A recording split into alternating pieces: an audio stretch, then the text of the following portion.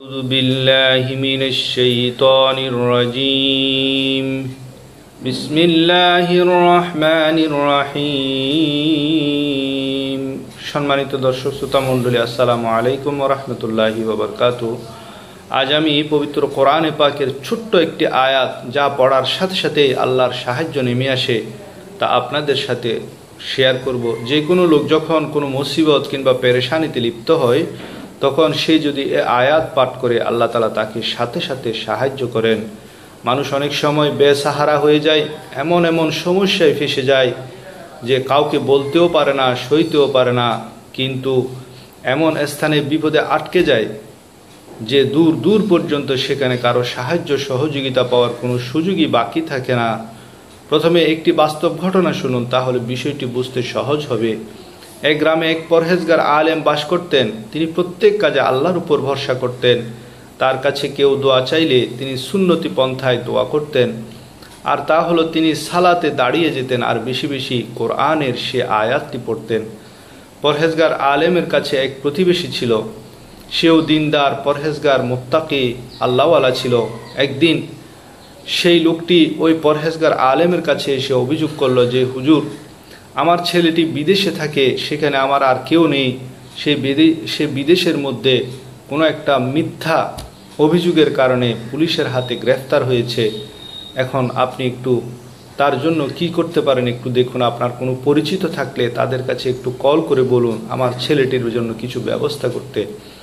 তখন ওই বুজুর্গ যায় নামাজে দাঁড়িয়ে গেলেন, নামাজ পড়া আরম্ভ করলেন। নামাজের পরে তিনি এই দোয়াটি পড়তে বললেন এবং ওই লোকটিকেও বললেন আপনি এই দোয়াটি পড়ুন, আমিও পড়ছি।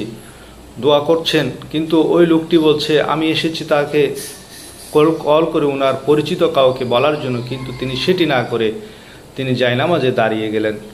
তখন তিনি উত্তরে বললেন আমি তোমার ছেলের জন্যই তো কাজ করছি, তার মুক্তির জন্য আল্লাহর কাছে সুপারিশ করছি, দোয়া করছি, আর এটাই সবচেয়ে বড় সুপারিশ। তিনি যাকে মুক্ত করবেন তাকে কেউ আটকে রাখতে পারবে না।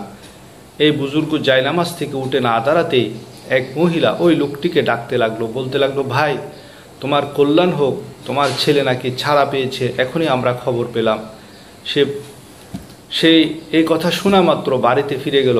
লোকটি বুঝতে পারল বিপদ মুক্তির জন্য যখন মানুষ অসহায় হয়ে পড়ে, কোনো উপায় যখন আর বাকি থাকে না, তখন আল্লাহর কাছে সাহায্য প্রার্থনা করতে হবে।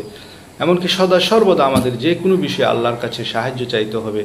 যেমন আমাদের প্রিয় নবী মুহাম্মদ সাল্লাল্লাহু আলাইহি ওয়াসাল্লামের নিকট যখন কোনো কঠিন কাজ আসতো তখন তিনি সালাতে দাঁড়িয়ে যেতেন, দোয়া করতেন।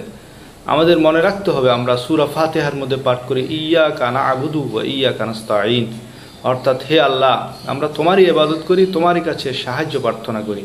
এই আয়াতে আমরা আল্লাহর সাহায্যের আশা রাখি, আল্লাহর উপর ভরসার কথা বলি। আল্লাহর উপর যার আস্থা যত বেশি তার সফলতার পরিপূর্ণতা তত বেশি। তাওয়াক্কুল একটি গুণ, একটি ইবাদত, এটি অর্জন ছাড়া ঈমান অসম্পূর্ণ থাকে। সে কারণে আল্লাহ ছাড়া অন্য কারো উপর তাওয়াক্কুল করা যায় না। পবিত্র কোরআনে বিভিন্নভাবে আল্লাহর উপর ভরসার কথা প্রায় ৭০ বার এসেছে। যেমন কোরআনে কারীমে তাওয়াক্কুল শব্দটি ৯ বার এবং এর বহুবচন মুতাওয়াক্কিল ৪ বার, বিভিন্ন ক্রিয়াপদে ৩৩ বার এবং ওয়াকিল শব্দটি এসেছে ২৪ বার, মোট ৭০ বার। ইসলামী শরীয়তে তাকদীরে বিশ্বাস রাখা ওয়াজিব, তাই তাকদীরে বিশ্বাস রাখার পাশাপাশি চেষ্টা অব্যাহত রাখতে হবে। সফল হলে যে কোনো ব্যাপারে কৃতজ্ঞতা আদায় করতে হবে, আর সফল না হলে ধৈর্য ধারণ করতে হবে। প্রচেষ্টা ও তাওয়াক্কুল উভয়টাই থাকতে হবে। তাকদীরের দোহাই দিয়ে রোগ হলে চিকিৎসা না করা, শত্রুর হাত থেকে আত্মরক্ষার চেষ্টা না করা, এটি ইসলাম সম্মত নয়। আল্লাহ তাআলার উপর ভরসা করার বিষয়ে বলা হয়েছে, আল্লাহর উপর ভরসা করার নানা পর্যায় রয়েছে। কেউ মুখে মুখে ভরসার কথা বলে, কেউ সুনির্দিষ্ট কিছু বিষয়ের ভরসা করে, কেউ বা সর্বদাই সব কাজে আল্লাহর উপর ভরসা করে। এটি তাওয়াক্কুলের সর্বোচ্চ পর্যায়।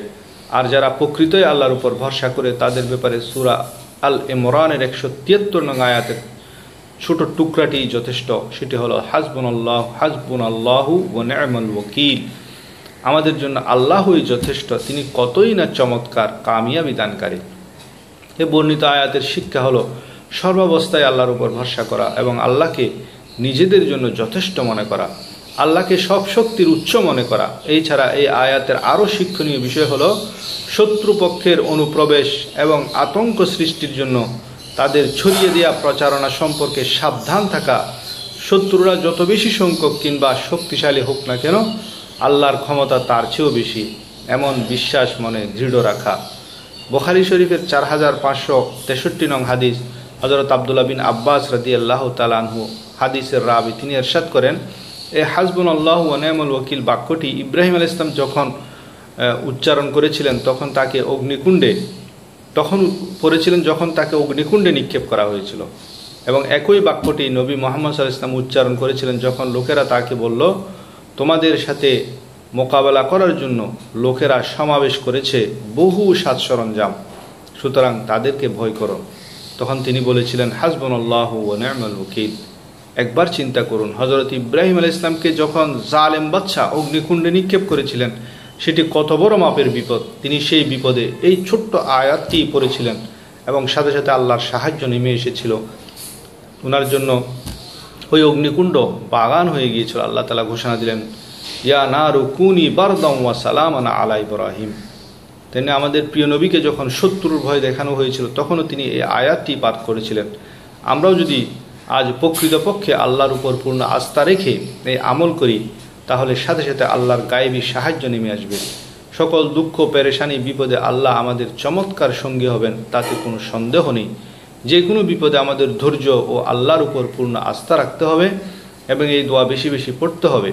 তবে আমরা সূরা আল ইমরানের 173 নং আয়াতের অংশের সাথে সূরা আনফালের 40 নং আয়াতের অংশ জোড়া লাগালে এর অর্থ আরও চমৎকার হয়।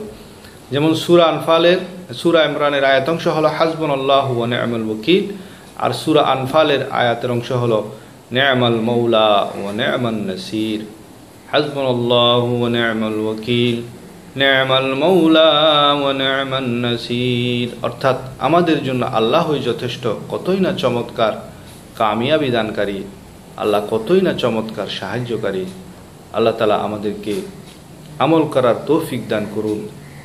যে কোনো পেরেশানি, বিপদ আপদ মুসিবতে আল্লাহর উপর ভরসা করার তৌফিক দান করুন এবং আল্লাহ আমাদের সকলকে বিভিন্ন ধরনের পেরেশানি থেকে হেফাজত করুন। আমিন।